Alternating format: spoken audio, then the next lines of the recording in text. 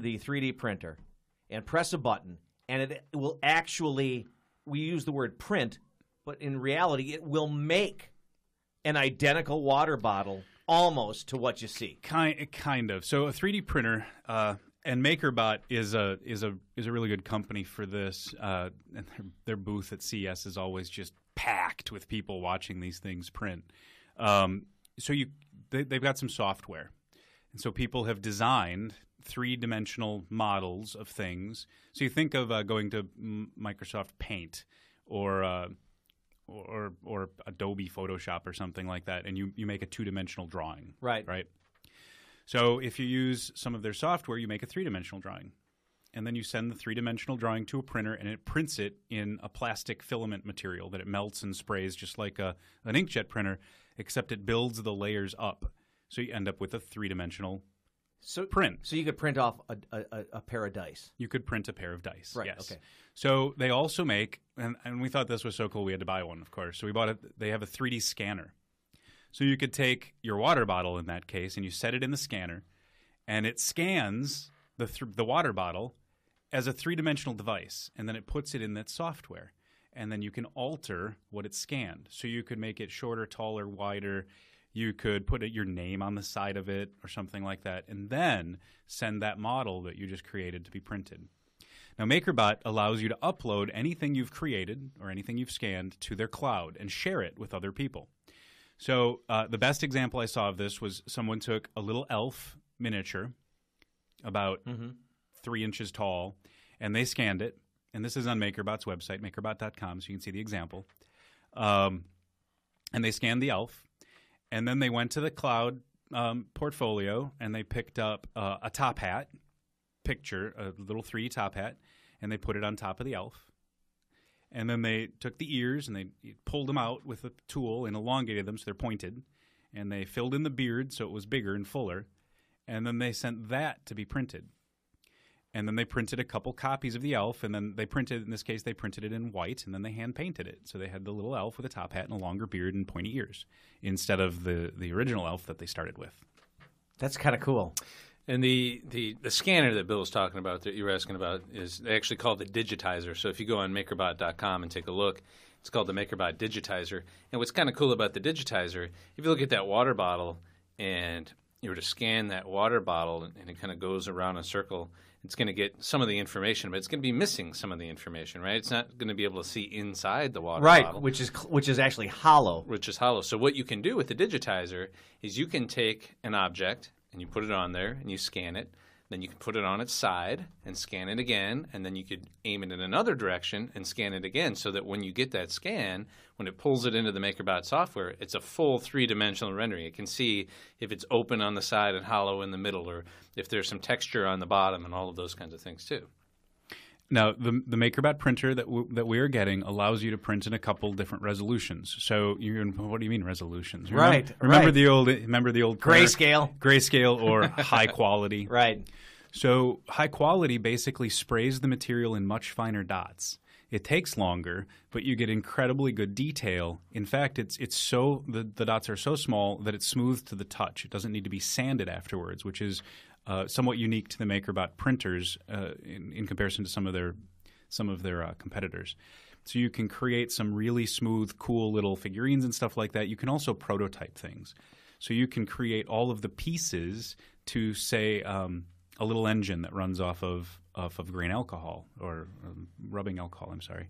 Where's my mind today? In the booze. So you can create these little pieces, and then you can assemble it. You can prototype things. An industry, you could try to create something new that's never been made before and prototype it and see how it might work before you go to a machine shop or to a blacksmith or wherever and have a full one made. In that the MakerBot Cloud, which they call the Thingiverse, I was kind of perusing, going through some of the different items on there, and I saw there are some model airplanes that you can make. And some of those model airplanes are bigger than you can print in the 3D printer. So what they do is they have sections. You can print off a section of a wing and then another section of the wing, and then they actually assemble. They fit together. So even though you can only print something of a certain size, obviously you can print pieces and then assemble those and build those into larger objects. So MakerBot's on their 5th generation of technology. There are 3 current 5th-generation printers. One of them, and we're getting the one right smack dab in the middle, there's a little desktop model that prints relatively small items. There's a medium-sized one that we'll be showing off in our office, and then there's a really big one that can print something the size of a helmet you could put on. Okay. I mean, big stuff. And all of them can be incredibly detailed. There's also, I think, 70 colors of filament that you can use. So you don't have to have it in white and hand paint it. And if you change the filament out for each color you want to sequence in a print, you can get multicolored devices. That's extremely complex because you got to keep switching out the ink, basically. Right. So what we're doing, this printer that we got has a camera in it, and that camera allows us to put what is currently being printed on a website. So what we're talking about doing at InterQuest is we're going to put all of the software that MakerBot allows people to use for free and access to the Thingiverse available from our website. Now, don't go look now. It's not there. When we get the MakerBot printer, we'll get it set up, and then we'll test print a couple of items, and then we'll get this section of our website done. So about a month from now or so, 4 to 6 weeks, we'll have this ready. And we'll allow people to go on our website and see what's being printed. Oh, cool. We also want people to be able to download that software. Not everyone's going to spend, I think the least expensive MakerBot 3D printer is about $1,300. The medium-sized one's about $2,800, and the big one's $7,000. Right. So, and the plastic filament that you use to print is like $70 per spool. Right. So not everyone's going to go out and buy a 3D printer. We understand that. But we want people to be able to experience 3D printing and kind of have fun with the technology. And we've talked about our showroom and why we want people to be able to play with stuff. So what we're gonna do is let people download these MakerBot tools for free from our website and create something, and then send it to our printer to be printed, and then get a notification that their print is ready, and then come pick it up. Oh, really? Yeah, you're gonna pay by the minute for the print so that we can cover the cost of the filament. And really what we're looking to do is cover the cost of the filament, the materials that are being used to print. But we want to let people who want to experience a 3D printer or see what it can do, or they have a hobby and just like making something that they want to sell or paint or whatever they want to do with it. Those airplanes, they find those are fun and want to build some airplanes or have some fun with these. We want to make the 3D printer that we're investing in so that people can see it, and if they want to buy one, we can get that for them, help them set it up and teach them how to use it. But for people who just want to play with the technology as a hobby, or they want to prototype something for their business, or whatever it happens to be, we will be allowing people to use our printer. Caveat, of course, is everyone can see what's being printed from our website. Very cool. In real time. 885-4446 is the telephone number. If you have a question for Bill and Jeff today, 885-4446. Okay, that's number one. You said you have 2 things. We do. So you also know, I think we talked about on XRO last time, that we were going to Nolans for a conference called IM1, and it's a conference where one of the world's largest distributors of technology parts to companies like ours brings owners of companies like ours together, so that from different geographic areas all over the country and some internationally, so that we can talk to each other about how things in their part of the country work, how things are going, and what they're selling, what they do. And maybe someone's built that better mousetrap and we can do a better job than we're doing right now. And in talking to one of our compatriots in Florida, he had come up with and is using a product offering that we thought was so cool and so useful to his clients that we wanted to replicate that here. Basically, it's a very light version of managed services. So managed services in the computer world is when a computer company, an IT provider, remotely updates and manages all of the technology at a company.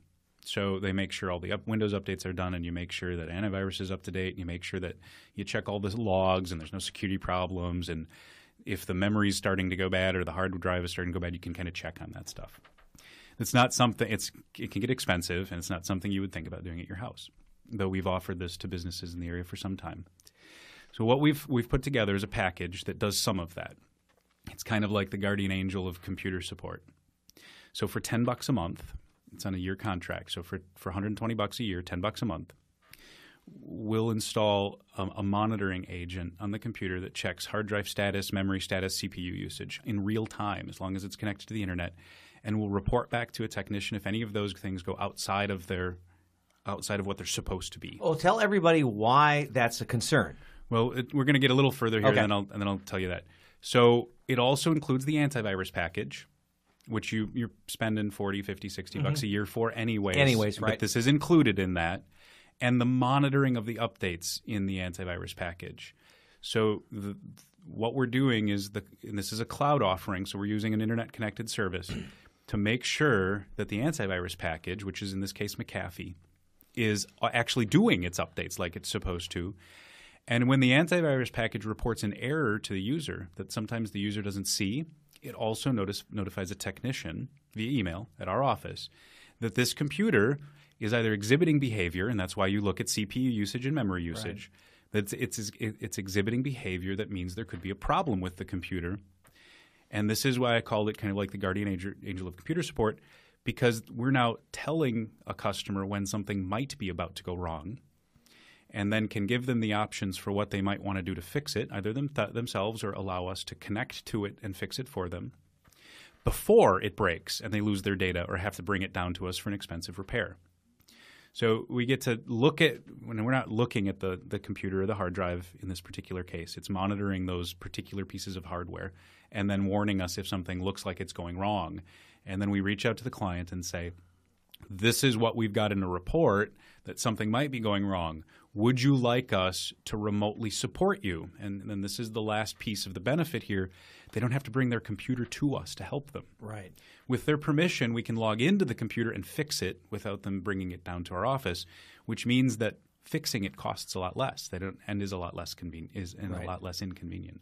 We should be clear probably about a couple of things on this. So the monitoring agent, as Bill mentioned, keeps track of CPU usage and memory usage. And one of the important reasons for that is, if your computer were to get a virus, for example, and start spamming people out left and right, one of the first things that happens is we see a huge spike in CPU usage and a huge spike in memory usage.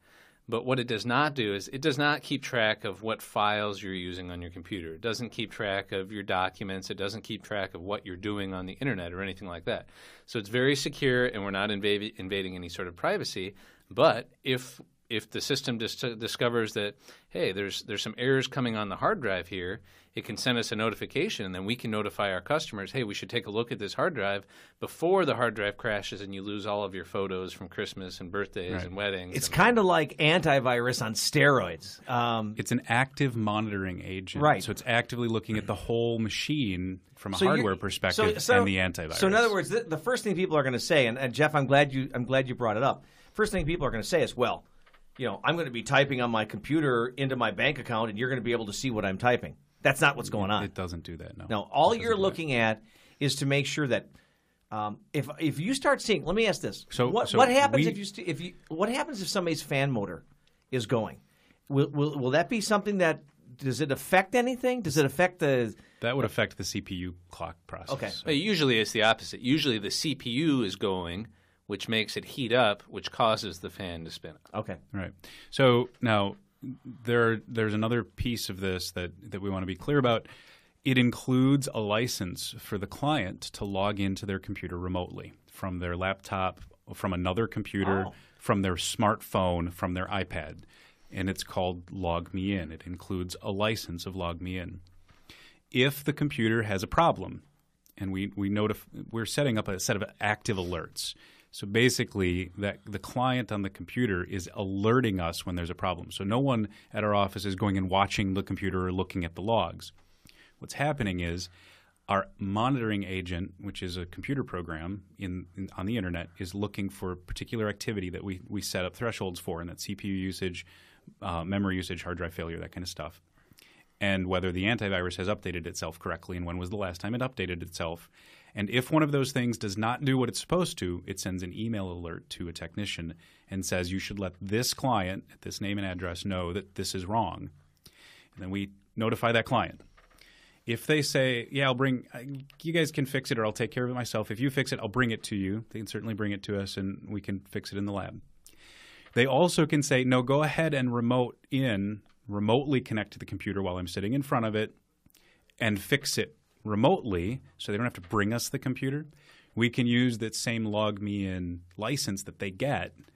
so that they can access their computer remotely, to access it with their permission to fix it so they don't have to bring it down to the office, which is a lot less expensive of a repair and a lot less inconvenient to unhook it and drive it down and wait for the next person to be ready to fix it and then take it back. And I actually think that extra license for the LogMeIn for the customers to connect to their own computers can be very, very powerful. And a lot of people don't realize how useful that could be. I mean, I have years and years and years worth of digital photos, for example, on my computer because I've had a digital camera for a long time. And if I go on vacation and I'm out in California and we're visiting with family and I want to look at some of those photos, with this case, either with my cell phone or with their computer, I can securely connect to my computer back at home, and we can look at all of those photos that I have, and then if I want to, I could transfer those photos and give them a copy of the picture. If somebody has a home office or if they have this installed at their work and they're traveling on business or something and they need a copy of a contract or a report or some sort of business document, once again, they can get that remotely, print it to wherever the printer they're at, or get a copy on their cell phone. So we can take this a step further because there are a couple of other product offerings that are extensions of this. So for a business or someone that really wants to mitigate any additional costs for their computer repair over a year, because what we just described is active monitoring and it includes antivirus. It helps mitigate problems, but if a problem occurs, you still have to pay someone to fix it or attempt to fix it yourself. So we have another package that we're just finishing putting all the rest of the pieces together around and getting up the contracts for it. But that includes all of the repair as well, and it includes all the Windows updates. So on a weekly basis, we make sure all the Windows updates are done correctly, and that all of those types of maintenance items like defragging the hard drive and things like that are done. And this is for a business that wants to make sure all their computers are in tip-top shape all the time. So for $50 a month, we add in all of that extra stuff, and if anything breaks, we include all the repair labor charges as well. Not the hardware, but if anything goes wrong, any labor involved with fixing those machines is also included. So now when a small business looks at what's their IT budget, it's, well, if things break, it's this much. If nothing breaks, it's this much. Right. It's your IT budget is $50 a computer per month, and that's it. That's it. Unless you want to buy new computers or something new, those are additional items. But the labor is then all inclusive. And then for those businesses that have compliance items, HIPAA, PCI, Sarbanes-Oxley, and they have compliance reporting that has to be submitted, and then we go up to $75 a month, and we include all of those reports and all of that extra stuff that's required for compliance. 885-4446 is the telephone number. That's 885-4446. If you have a question for Bill or Jeff today here on the InterQuest program, could be technology related, could be talking about any of the things that we're talking about today. But it's a couple new exciting things that are happening down at InterQuest. Is the deconstruction, everything all done? Which deconstruction? Well, the deconstruction and the reconstruction that you guys are going through. Oh, and on our little addition? Yeah.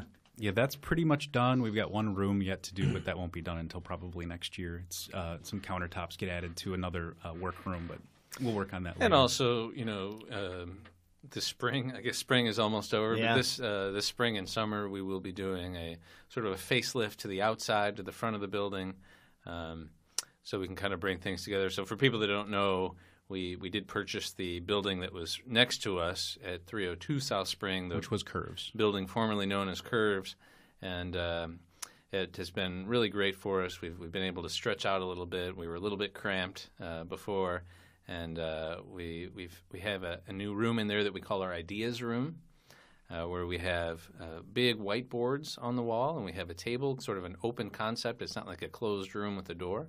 Kind of an open concept, and we also have our Mondo Pad, which is a 55-inch display that's a touchscreen display, and we have a lot of meetings in there, and it's really good for expressing ideas, with coming up with ideas, for communicating, and a lot of times we'll be having a meeting or an ad hoc meeting or something, and another technician will be walking through, just kind of walking past, and then they'll, interact and throw out ideas that we hadn't thought of before. So yeah, the Curves building next to us has been a really good addition, and we're really enjoying it. And we're setting up video conferencing in our office as well, so we can do some endpoints and show people how that works. And digital signage is something that Planar, which is the digital signage provider that we've been working with. We love their monitors. We also sell them as our primary computer monitor because of their 3-year no-hassle warranty. And they'll advance ship the replacement parts for those monitors, which is something that no other monitor manufacturer we've ever used will do. That warranty, which is extendable to 5 years now by them, and is supported by the manufacturer, they came out with some digital signage solutions that have built-in players that start about $600, which is about half the price of anything else we've seen for digital signage. And we're going to put one of those right next to the MakerBot and show what's currently being printed, and then some information about what that MakerBot printer is doing. One question I've always wanted to ask you guys, and it came up because now we have a computer in the building that has a different operating system. There's your Windows, you have your Apple Macintosh, and then you have your, what is it, Linux? Linux. Yeah, Linux. Well, we've got one of those now just kind of by itself, and I was told just go ahead and play with it and see how you like it. I really don't see that much different from it, but maybe I haven't played with it enough. Is that more of a system that's used by companies, or who uses Linux more?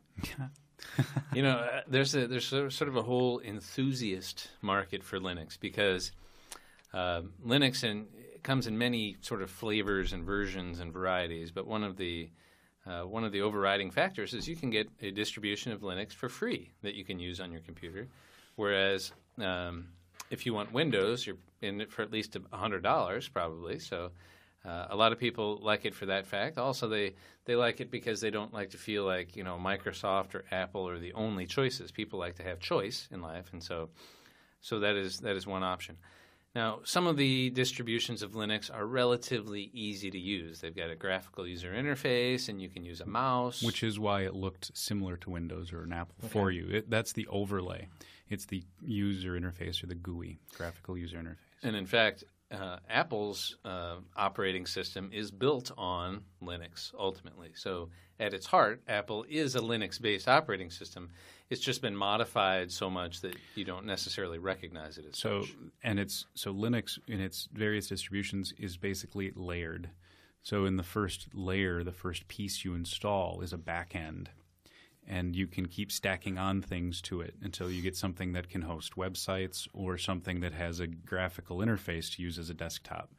That doesn't mean that you can run Microsoft Word or Excel or Adobe Photoshop on it. You would use other programs written for Linux so that it would run on that operating system. Now, because it's free and because it's a shareware thing, you put it out there, and people that find that they could do it a better way can change the source code and put their revision, their alteration out there for other people to use.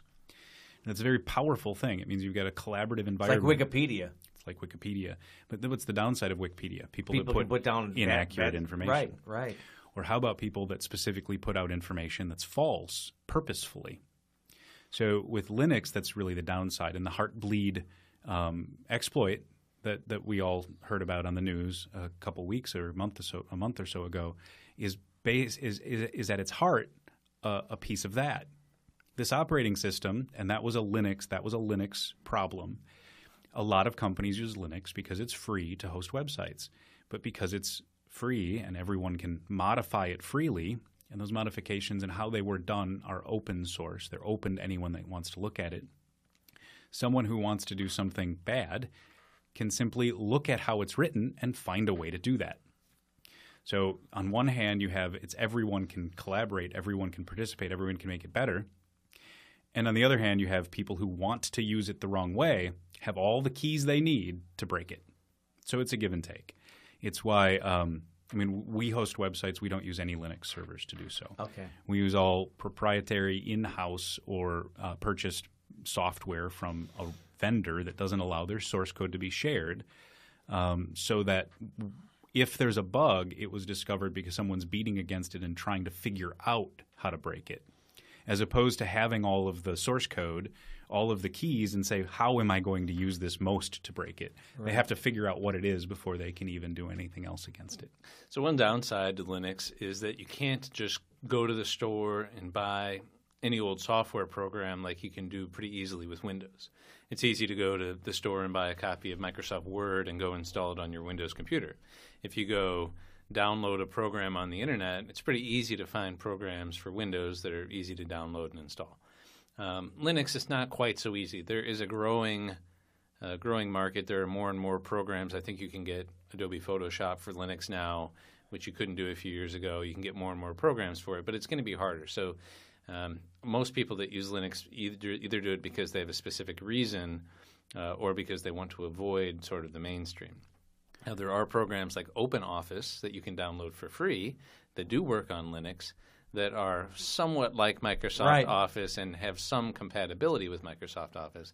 I think that one of the best uses of Linux that I see sort of in common use these days are with appliances. They have network appliances. We've talked a lot of times over the years about how important it is for people to back up their data. Right. You know, people get all these important photos and music and home videos and things like that on their computer, and it's very important for them to back it up. And one of the methods that they can use to back those up is to buy what we call a network-attached storage device, a NAS. And that basically plugs into your home network. Some of them are wireless, some of them plug in with a wire. And they would plug in by your cable modem or by your router or whatever it happens to be. And then over your network, you can just back up all of your files. And a lot of times you can do it automatically. So they may come with a little program that you install, and then it just backs up all of your pictures and your stuff to the network-attached storage device. Well, a lot of times these network-attached storage devices are actually running Linux on those. So they're little computers that run Linux, but they're very specialized. The whole purpose is to be a storage server or be a backup server. So what a manufacturer that makes these things will do is they'll take this free version of Linux, they'll bring it in their shop, and they'll customize it and make it unique to them, which is something you can't do with Windows so easily. So you create this custom interface, you create this custom set of things, and you test it, and then you put it on your personal hardware, and then you protect that. And you're no longer sharing what you did with anyone else. You're just making it your own. So Carbonite, people have probably heard of Carbonite. We sell Carbonite. We're a Carbonite partner. It's an online backup solution. So I think it's $60 a year, backs up your an unlimited number of files on your home computer. There's some business offerings for it. They're releasing an appliance, a network-attached appliance that allows you to back up all of your company's data or all of your data from multiple computers inside an organization or inside a household directly on the appliance and also back it up on the internet. The biggest problem with Carbonite or other cloud hosted backup pieces is getting the data back. Okay. So in other words, it's easy to back it up. It's not so easy to get it back. So the first time you back it up, it's got to upload all your data to the provider.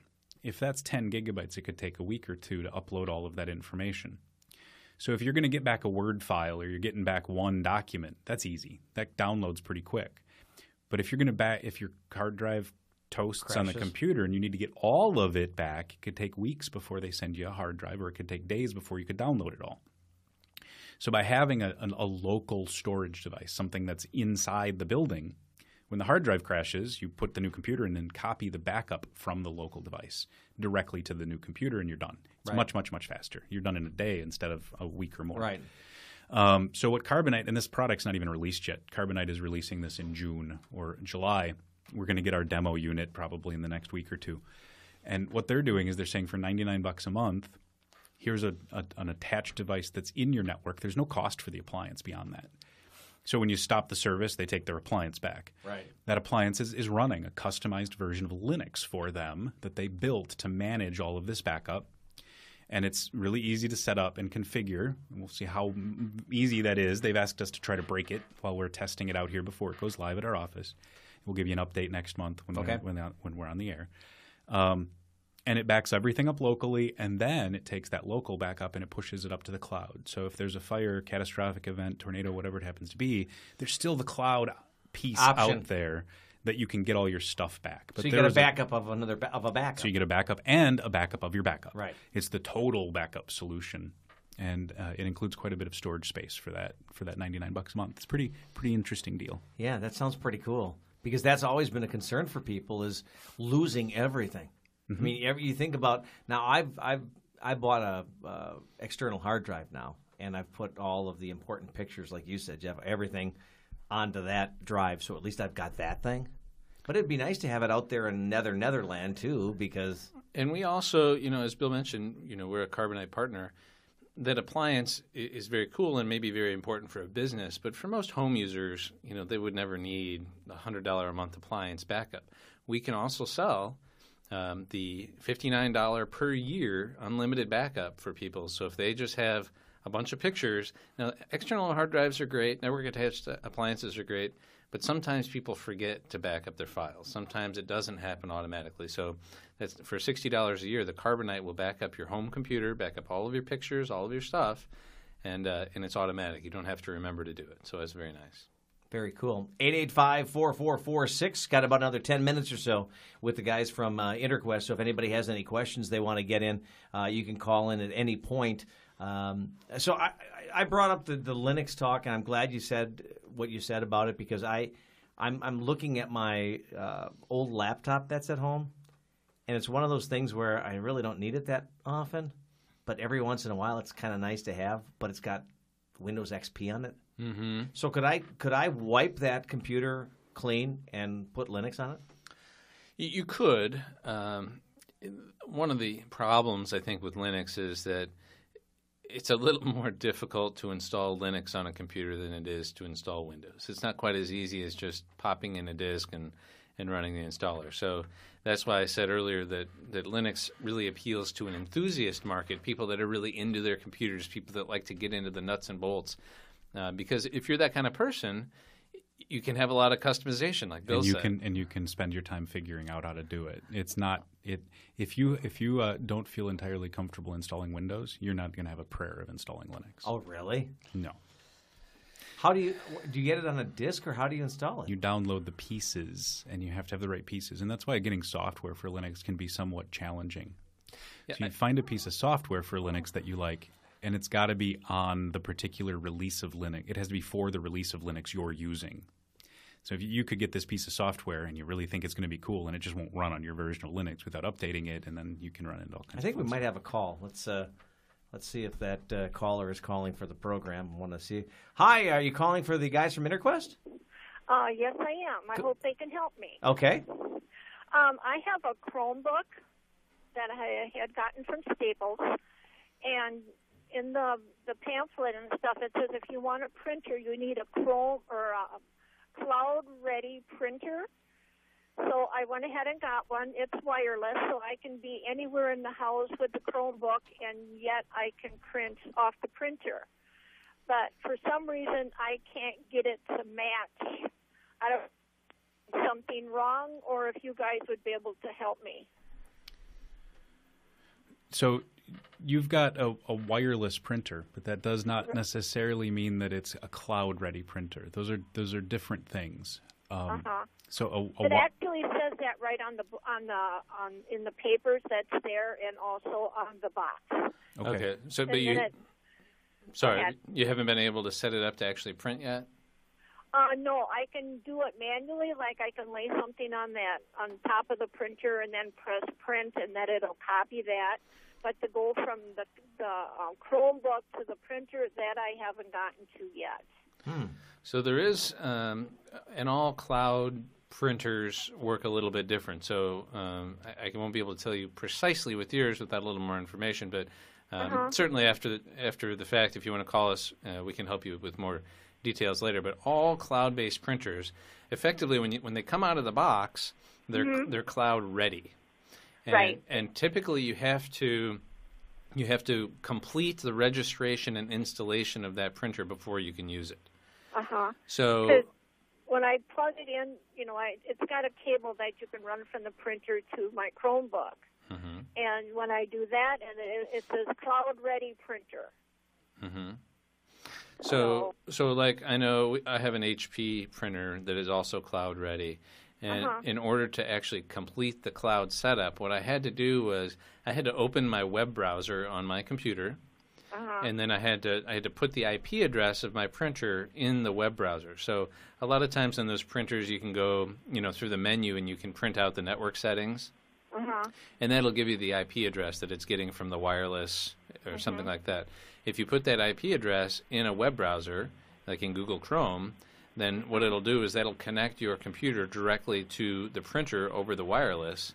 And then in there, usually there's a cloud setup. And what it has to do is it has to register. The way it works is the printer goes out on the internet and registers with HP that it's there. And then when you want to print to the cloud, you basically send your print to HP, and then HP sends it back down to your printer. You're not printing directly from the Chromebook to the printer. It has to go through that intermediary step. Okay. Now, if I would bring my printer and my Chromebook in, would you be able to help me set it up? Yeah, absolutely. That's that's exactly the kind of thing we're there for. Yeah. And whereabouts are you guys located in Beaver Dam here? We're at 304 South Spring Street. Okay. So right down on where St. Vincent de Paul's used to be on Spring Street. Yeah. We are, and then right next to them is the vacuum cleaner store, and then we're right next to that. They're right next to the vacuum cleaner store. There's a little. There's a pretty little green park right between the two buildings. Yeah. Okay. All right. I'll probably do I need an appointment or just drop in? You might want to call down and see how busy the lab is. There's someone there from 8 a.m. till 6 p.m. Monday through Friday. And the number is, do you have a pencil? Yeah, just hang on a second. Get to that telephone number. Okay. The number is 885 0141. 0141. Yep. Okay. I will do that. Thank you so much. Well, thanks for Very calling. welcome. We appreciate that. Have a wonderful day. Let's go to our next call. Hi, you're on with Bill and Jeff from Interquest. How can we help you? Yes, my 12-year-old grandson is interested in building a gaming computer, and I'm wondering if you could give me any suggestions as to classes or priorities for spending his money in getting the best machine he possibly could. He's saved up around $600 to start this project. Well, that's good. Good for him. It's always exciting for me to hear about kids that are interested in gaming computers, because that's kind of, for a lot of us, that's how we got started. You know, it was kind of playing video games and getting started with video games. So I don't know. Probably one of the best questions that you asked there is, what's the best place to spend the money on when you're looking at a gaming computer?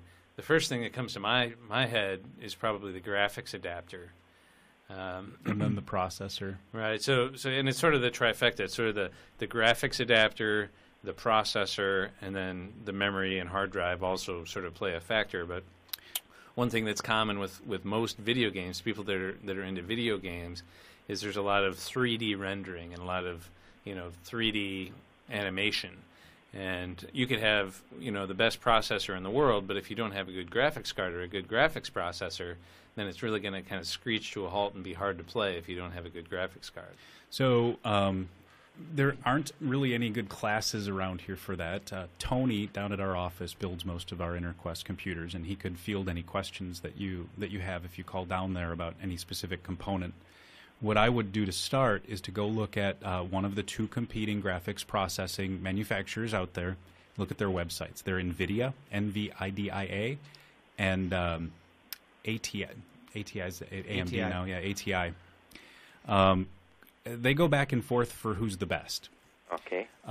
Using NVIDIA.com and looking at the different models. So you go to their website and you pick products, and then you can look at their enthusiast and other types of graphics processors. And then if you go to a website like Amazon.com or Newegg, you can put those models in there, and you will find that these gaming video cards, this is just one card in the computer, can range in price from about $1,200 to about $200, $130, something like that. I've noticed that. Yeah. So, and it really is, the more expensive, the faster it is. And that really is what it comes down to. And you pick the spot where you want to be in the graphics adapter for price point, and that kind of dictates what everything else in the computer is going to be. So if you're picking a $300 graphics adapter, you would probably pick an Intel i5 or a low-end i7 processor.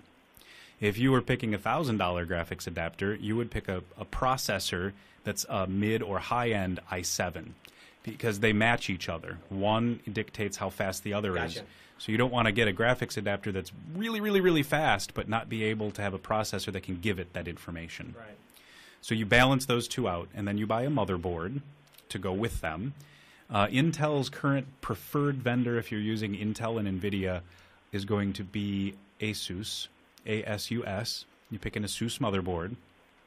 Once you've picked those three things, the graphics adapter says how many amps it needs, and that tells you what power supply you have to buy. You can't buy a $1,200 video card and a $50 power supply. That doesn't because work. It just needs a lot of juice. Yep. Right. So then you pick your power supply. The two that I would look at are Corsair and Antec. They both make true watt power supplies where the wattage that it claims it can put out is the same as what it actually puts out. And what you're looking for is the number of amps that it delivers on the 12-volt channel.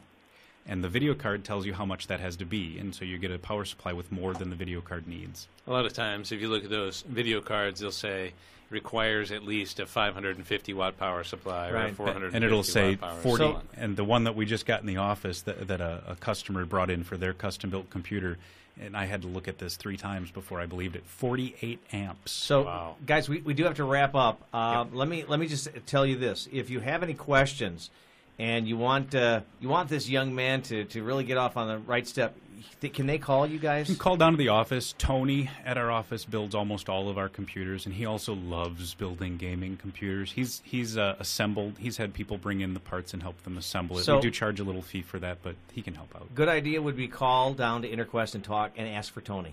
Okay, thank you so much. All right, thank You're you welcome. for calling. We appreciate that. We do have to wrap up the program. This hour again flies by as fast. That's fun. It's just crazy. 885-0141 is where you can reach these guys. Of course, they're on South Spring Street in Beaver Dam. Like I said, very, very easy to see in the big red, pretty building on the right-hand side of the town if you're going south.